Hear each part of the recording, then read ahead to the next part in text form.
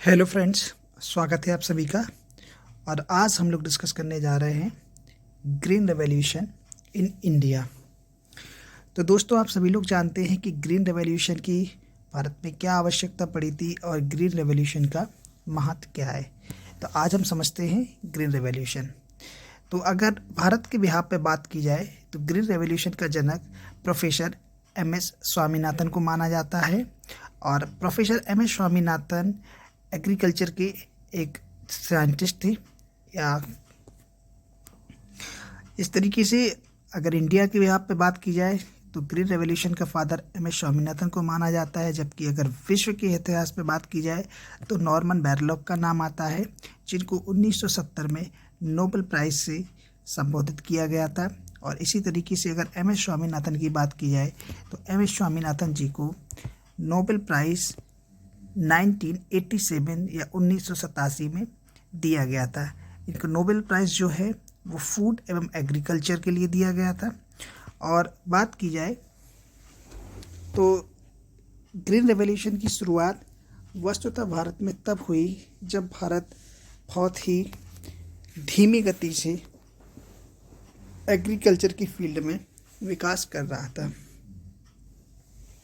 भारत में जब खदान संकट उत्पन्न हुआ उस समय प्रोफेसर एम.एस. स्वामीनाथन जी के द्वारा ग्रीन रेवोल्यूशन का विकास किया गया। अब हम लोग चलते हैं कुछ इम्पोर्टेंट्स रेवोल्यूशंस पे जो कि ग्रीन रेवोल्यूशन के बाद भारत में उत्पन्न हुए। चलिए बात करते हैं अदर रेवोल्यूशंस की।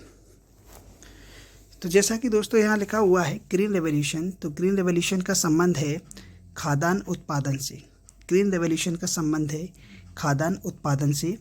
इसके अंतर्गत गेहूं और धान की पैदावार में अच्छी वृद्धि हुई थी। ग्रीन रेवोल्यूशन के अंतर्गत गेहूं और धान की पैदावार में अच्छी वृद्धि हुई थी। और ग्रीन रेवोल्यूशन का समय माना जाता है 1967 से 68 के बीच में। ग्रीन रेवोल्यूशन का उद्भव जो हुआ था वो 1965 में हुआ था, जिस समय भारत युद्ध और धीमी कृषि वृद्धि से गुजर रहा था। अब बात करते हैं कि ग्रीन रेवोल्यूशन के बाद ही श्वेत क्रांति का विकास हुआ है। श्वेत क्रांति दुग्ध उत्पादन से संबंधित है। इसी तरीके से पीली क्रांति का विकास हुआ जो कि खाद्य तेल और तिलहन फसलों के उत्पादन से को बढ़ाने से संबंधित है। इसी तरीके से नीली क्रांति है जिसका संबंध मत्स्य उत्पादन में वृद्धि से किया जाता है। आगे चल के इसी क्रम में गुलाबी क्रांति आती है। गुलाबी क्रांति का संबंध प्याज और झींगा मछली की से उत्पादन से संबंधित है। अगर बात की जाए तो विश्व का भारत सबसे बड़ा झींगा मछली उत्पादक देश बन गया है। इसी के साथ बात की जाए काली क्रांति, तो काली क्रांति का संबंध होता है पेट्रोलियम उत्पादों से। अगर बात की जाए धूसर क्रांति, तो धूसर क्रांति का संबंध होता है उर्वरक उत्पादन में वृद्धि या उर्वरक उत्पादन से। अगर उर्वरक उत्पादन की बात की जाए तो इस क्रांति के कारण देश में 25.5 मिलियन टन उर्वरक की खपत हो रही है।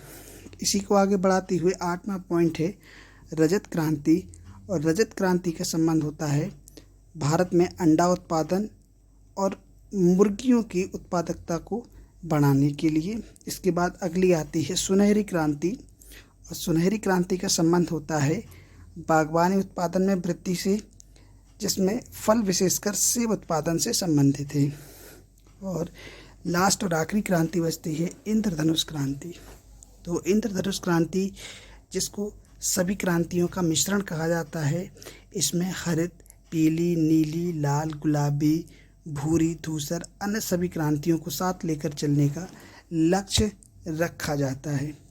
तो दोस्तों, इस तरीके से ये हमारा क्रांतियों से संबंधित टॉपिक कंप्लीट हुआ। अब इसमें जानते हैं कि कुछ इम्पोर्टेंट टर्मिनोलॉजी जो बहुत ही इम्पोर्टेंट होती है, जैसे कि इस पर पहला टर्म आपका लिखा हुआ है एरोफोनिक्स।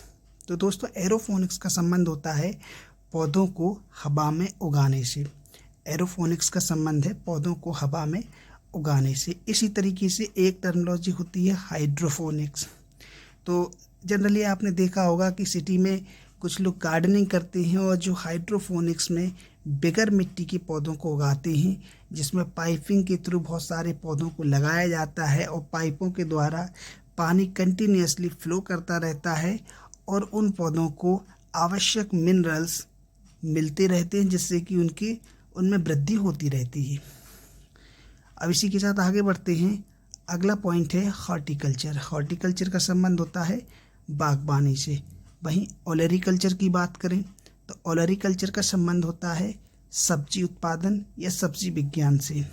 अगर वहीं बात विटीकल्चर की जाए तो विटीकल्चर का संबंध होता है अंगूर की खेती से। और इसके अलावा पीसीकल्चर है। पीसीकल्चर का संबंध होता है मत्स्य पालन से। और पीसीकल्चर के बाद होता है मोरिकल्चर। मोरिकल्चर का संबंध होता है रेशम कीट हेतु शहतूत उगाना। मोरिकल्चर की बात की जाए तो रेशम कीट हेतु शहतूत उगाना। एपीकल्चर की बात की जाए तो मधुमक्खी पालन से संबंधित है। फ्लोरिकल्चर की बात की जाए तो फूल विज्ञान से संबंधित है। पोमोलॉजी की बात की जाए तो फल विज्ञान से संबंधित है।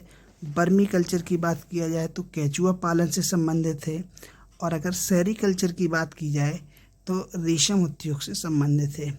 अब दोस्तों यहाँ सबसे इम्पोर्टेंट पॉइंट दो बनते हैं। पहला बनता है सेरीकल्चर का और दूसरा पॉइंट आपका बनता है मोरिकल्चर का।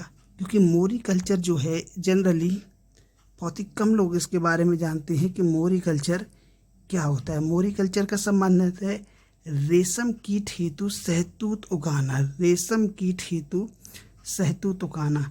तो ये सबसे इम्पोर्टेंट पॉइंट बनता है जिसे याद रखने की ज़रूरत है। चलिए दोस्तों, इसी के साथ वीडियो को समाप्त करते हैं। जय हिंद।